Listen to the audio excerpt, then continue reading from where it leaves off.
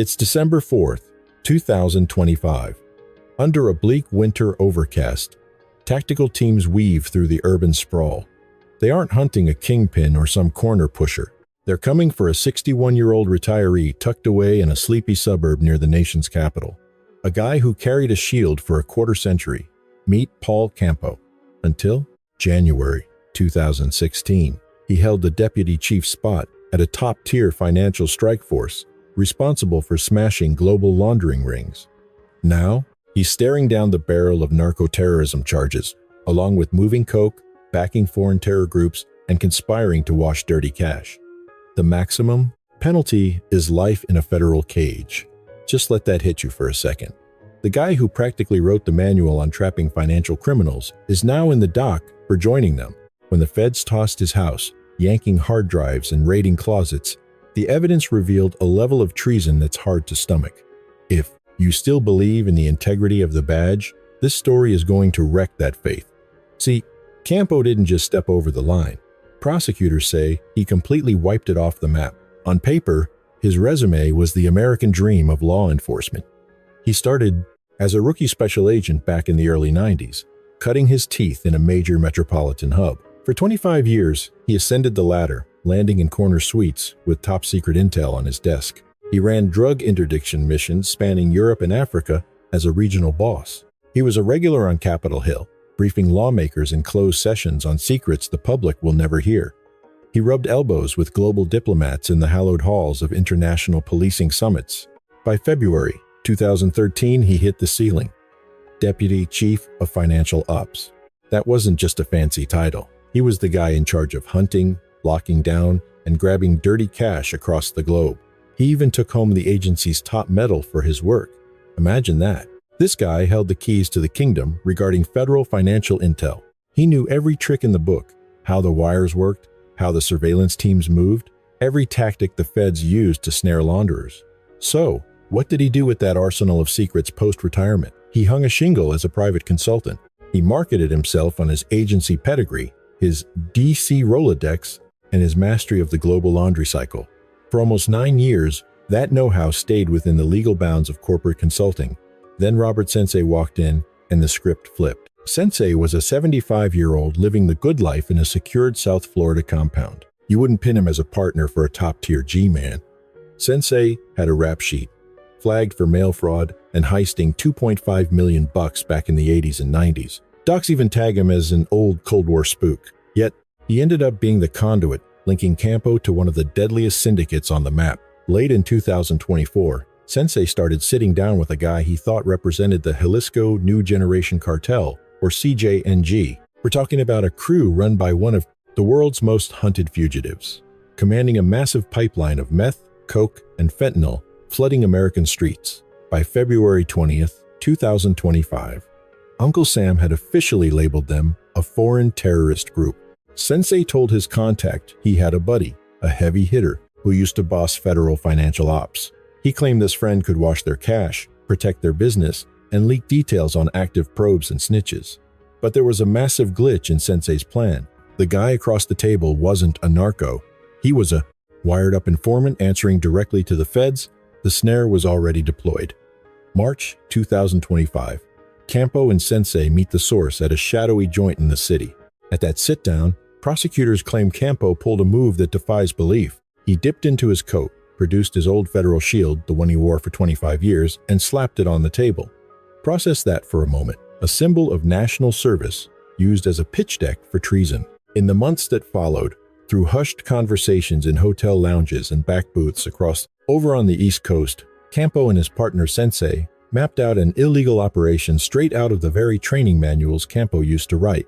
It was the kind of scheme he'd spent decades dismantling. Federal prosecutors alleged the pair signed on to clean up dirty money, roughly $12 million in drug profits for the syndicate.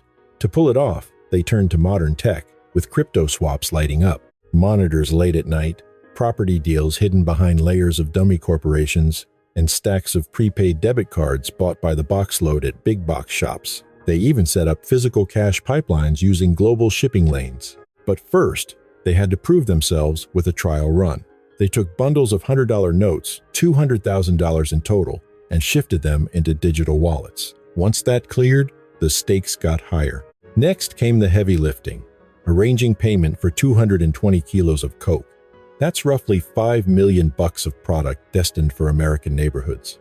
For their trouble, Campo and Sensei were eyeing a 30% slice of the action. Let that sink in.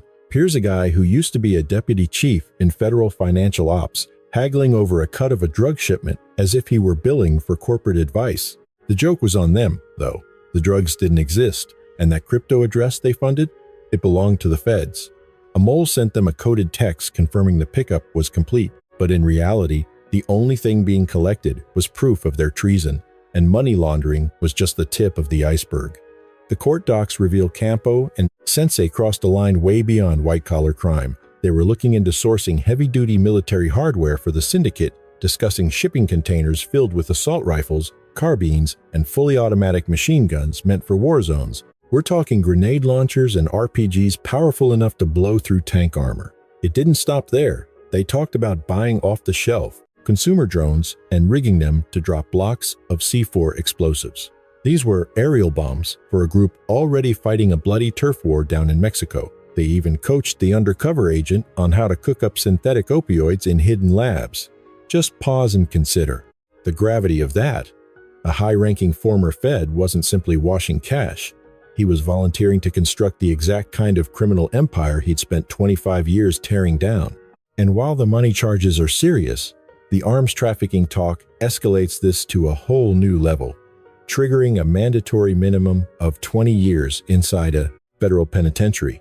The hammer dropped on December 4, 2025, when agents slapped cuffs on Paul Campo and Robert Sensei during a simultaneous raid. By the following morning, the seal was lifted on the court filings. The list of accusations was jaw-dropping. First up, conspiracy to commit narco-terrorism. Second, plotting to traffic drugs. Third, conspiring to aid a foreign terrorist group. And fourth, the scheme to launder money. Standing in front of the magistrate, both men entered not guilty pleas. The judge wasn't having it, though ordering them held without bond as flight risks and threats to public safety. A week down the line, they were back in court, shuffling in leg irons and prison orange for a status update. Prosecutors dropped a bombshell, revealing they'd confiscated roughly 17 cell phones and a horde of hard drives from a house in the Virginia suburbs. They'd also served warrants for cloud backups, email archives, and GPS tracking logs. The judge called the sheer amount of data enormous. If the jury finds them guilty across the board, these two could be looking at a life sentence. The lead attorney for the government didn't mince words. She argued that Campo completely abandoned the oath he upheld for a quarter century. The agency director chimed in, warning that anyone violating the public's faith, whether active duty or retired, would face the full weight of justice. But here's the really scary part. Paul Campo isn't a one-off. He's just the newest name on a disturbing list of feds who've flipped on their own badges. Back in 2020, another operative got busted for washing cash for Colombian gangs, earning himself a 12-year stretch in federal lockup. In fact, at least 16 staff members from that same bureau have been indicted recently. The very organization asking us to believe in their drug war keeps churning out traitors. Yet, Campo's betrayal hits different. It's easily the most frightening one so far. Not because of the cash involved, but because of who he was. A deputy chief of financial ops. This guy knew every trick in the book for catching dirty money, and he allegedly weaponized that inside intel to stay off the radar. It forces a question that DC is terrified to address. If the guy who wrote the rules can be bought, is the whole system compromised? $12 million, 220 kilos of powder, military-grade firepower for terrorists, and a federal shield tossed on a dinner table like a business card for treason. Paul Campo spent 25 years building a reputation as a top enforcer, only to burn it all down. Today, Paul Campo is rotting in a solitary cell, looking at a life sentence that ensures he never breathes free air again. As the legal battle heats up in a New York courtroom, we are going to be right there tracking every single update for you. Because if this scandal teaches us one thing, it is simple. Wearing the uniform does not make you a hero. Sometimes, that badge is just the perfect disguise for a monster. But the truth always claws its way to the surface. Want to hear about another agent who spent over 10 years playing for the enemy? Click the video on your screen to uncover one of the most shocking double crosses the DEA has ever seen. You can find the link right down in the description. Make sure you smash that subscribe button for Federal Watch News and ring the bell so you are the first to know when a new story breaks. Catch you in the next one.